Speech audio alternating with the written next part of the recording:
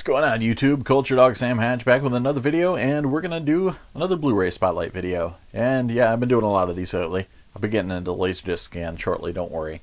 But I've been getting some good review copies lately, so I figured I would get those reviewed and out your way soon, so you can decide what to pre-order and all that kind of stuff. But yeah, we're going to flash back to May of 1977, and the spring of 1977 was, largely impacted almost entirely by one movie. It was, the movie that inspired generations, future filmmakers, etc. And that, of course, is none other than Elliot Silverstein's The Car. Yes, The Car, released just a week and a half before Star Wars, believe it or not. Really, it's fun to watch this movie from that mindset. It's a real time travel experience where you can imagine just going to sit down and grab your popcorn and walking by a poster for Star Wars coming out and May 25th. Pretty cool. I was a little too young to see this in theaters when it first dropped, but I do remember watching it on cable. I used to go over to my grandfather's house a lot, and sometimes you could get away with watching stuff on HBO that you wouldn't necessarily be able to watch when you were at home. And it was one of those cases where I tripped across this about maybe halfway through and watched the big awesome finale and just totally captivated by it.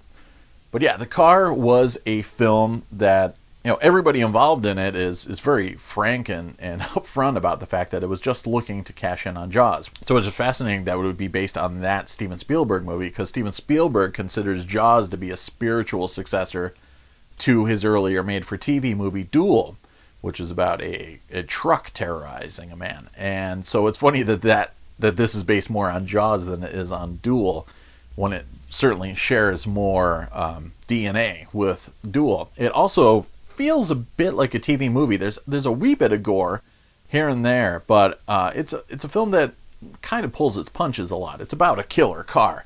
This cool Lincoln Continental Mark III, designed by George Barris, who'd done the Batmobile, etc. And the film starts off with a group of kids bicycling in the beautiful American Southwest, and this kind of bucolic scene turns grisly when this strange automobile appears and terrorizes and murders them.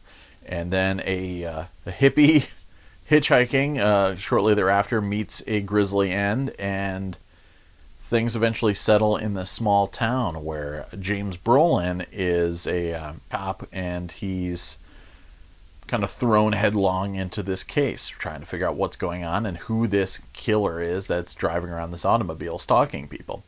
And the film definitely is wearing a lot of Jaws inspiration on its sleeves in terms of character and dialogue and the script. It's aping Roy Scheider's family dynamic from Jaws, and there's a lot of character moments early on where James Brolin is a divorced dad. He's got a couple of kids. He's also got a new girlfriend, a school teacher played by Kathleen Lloyd, and he's trying to decide whether or not to introduce her into his daughter's lives. The daughter's played by Kim and Kyle Richards of ancient 70s films fame, but also of the Real Housewives of whatever you call it nowadays.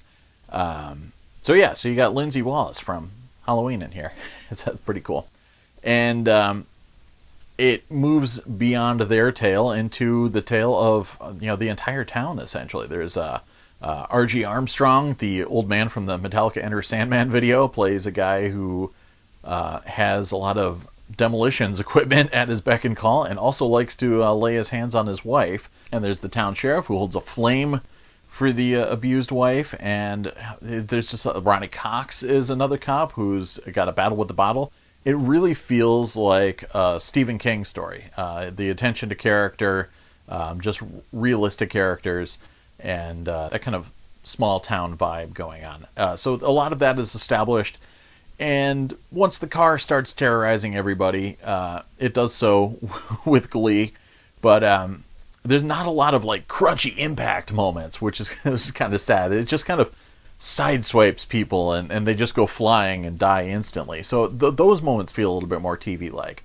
And it follows in the wake of other products like Killdozer and Duel, but is a predecessor to Maximum Overdrive and Christine. So again, the Stephen King connection is pretty interesting because this predates those, but really has a similar vibe. There's a lot of interesting subtext with the Navajo denizens of the town who are starting to realize that this car may not have a driver. And the kind of dynamic of the film that Elliot Silverstein sees as a failure is kind of also a success of the film. I mean, the director was disappointed that he wasn't able to shoot it at night and didn't feel that he had the capability to build the right amount of mood. And of course, the other failing of the film is not explaining what's going on. And the poster has all sorts of questions about the nature of the vehicle that aren't really answered. But you know me, if you've seen any of my other videos talking about horror, I love that stuff. I love the fact that things aren't explained. So actually, where the film fails, it succeeds marvelously because there's not a super lame intro that shows you the creature car being birthed or created or crafted or anything like that. It has a hokey phrase from Anton LaVey from one of his Satanic masses, and apparently he was an uncredited advisor on this film. Like he was on a lot of stuff in the 70s. He was really kind of pushing for that. I'm the Hollywood's go-to Satan guy. But then there's not a lot of real occultism going on in the film. Though my wife does, she does think that the little girls, Kim and Kyle Richards, really summoned the car with some secret occult rituals that you don't see on camera to kind of get payback for their dad, bringing this new girl into their lives. So that's some interesting, but it's got a lot of subtext because it doesn't answer a lot of those questions. The car just appears, and it has no motivation really. It does apparently hold grudges because Kathleen Lloyd eventually does talk back to it when she's holed up in a cemetery in one scene. That's pretty effective when the car's tear-assing around it and can't apparently enter the cemetery because it's hollowed ground. The car itself is pretty impressive. I mean, George Barris's design work is great. I mean, it's really creepy and overly stylized, and it's like very hearse-like almost. But there are a lot of scenes where there's speed up. The camera is sped up to make it look like it's moving faster, and that always looks hokey. It's because of the small movements. The small movements look horrible when they're sped up. If it was just a case of moving slowly fast, then you could get away with it. But anytime there's a little bit of judder or whatever, it looks cheesy. So there's some elements of it like that. There's a couple scenes of day for night that are like, all right, I've seen too many 70s films with day for night scenes. It just never really works that one. But that said, the rest of the film is pretty cool that it takes place in daylight. I like that. I like films like Lord of Illusions or Sam Raimi's Drag Me to Hell that are not entirely bereft of nighttime scenes. In fact, there's some nighttime kills in this movie too.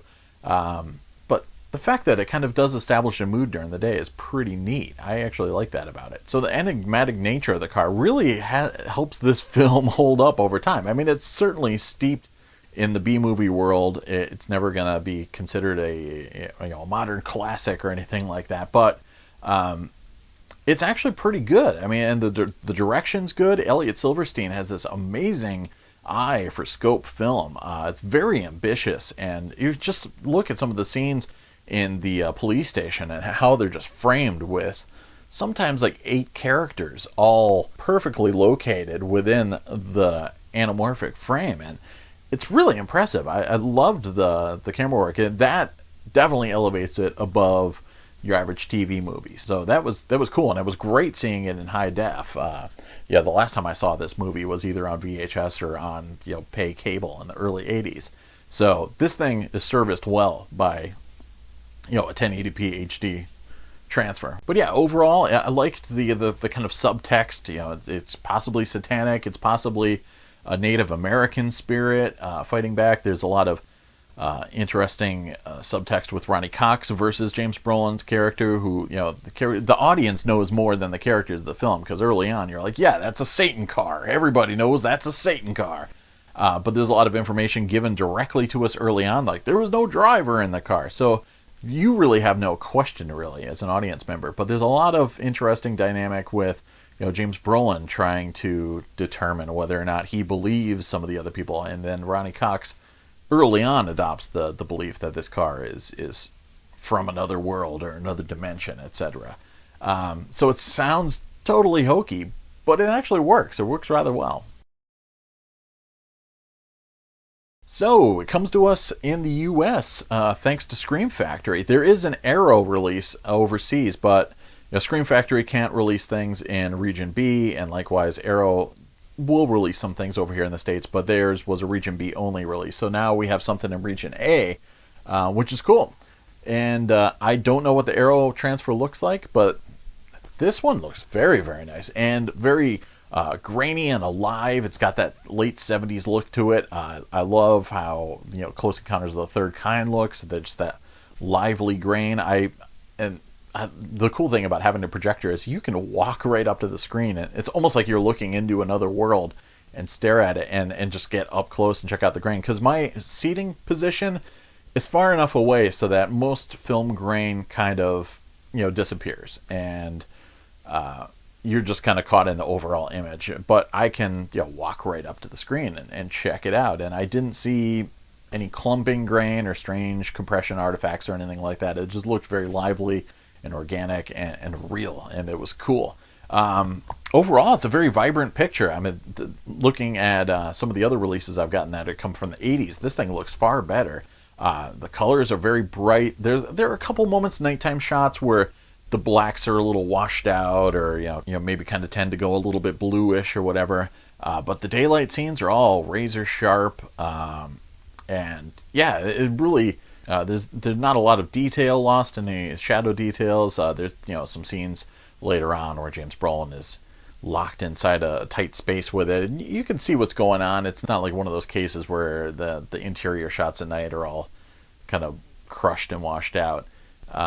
Yeah, it's very vibrant, way more vibrant than I thought it would be. There's a little bit of gate weave early on, and there's some hairs that crop up occasionally and some artifacts, but it looks like a film print, which is cool. And gate weave, usually is very apparent during opening credits and stuff like that, but it wasn't something that detracted from my enjoyment of the film after that. So yeah, I was actually really impressed with it. It looked like a 70s film. It was cool. There's been a lot of talk online on that, one of my Laserdisc groups, Laserdisc Forever on Facebook, etc., about the proper way to view like B movies, exploitation movies, and how some people feel that like videotape serves the movie better than seeing it look all brand new and high def and everything. And this is a movie that the high def doesn't make it look like a new movie. It delivers the 70s cinema experience to you, and that's cool. There's a couple other Blu-rays I have that are like that, where you can just